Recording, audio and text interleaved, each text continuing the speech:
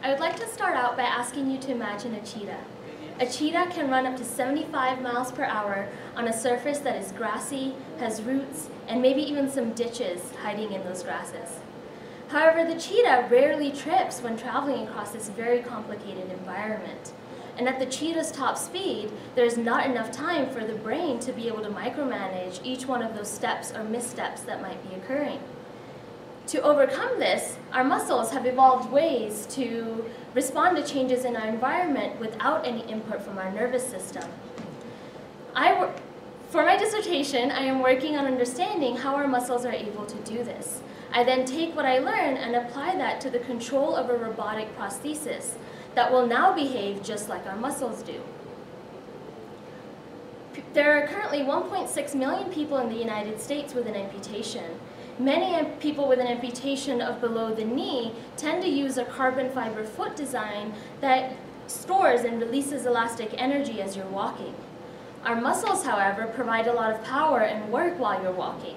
And in an individual that is missing those muscles and is using a passive device that cannot compensate for that, this leads to increased energy expenditure on the user's part.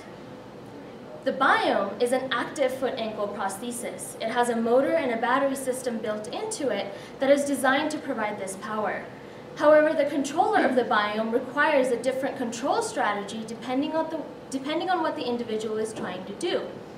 Our muscles work the exact same way no matter what you are trying to do. So we implemented a controller based on a neuromuscular model into the Biome's control software. We then asked an individual with an amputation to come in and test our model. While he walked on level ground as well as ascended stairs for us, we were able to measure the forces produced at the ankle joint using the internal sensors of the Biome. This is a sample profile of an individual with an intact ankle walking on level ground. Using our neuromuscular controller, we were able to recreate the overall shape of this force at the ankle joint. When asked to walk on stairs, once again, we were able to recreate the overall shape profile of the forces required to successfully ascend stairs. Our controller is the first of its kind that is able to transition from level ground walking to stair ascent and back to level ground walking.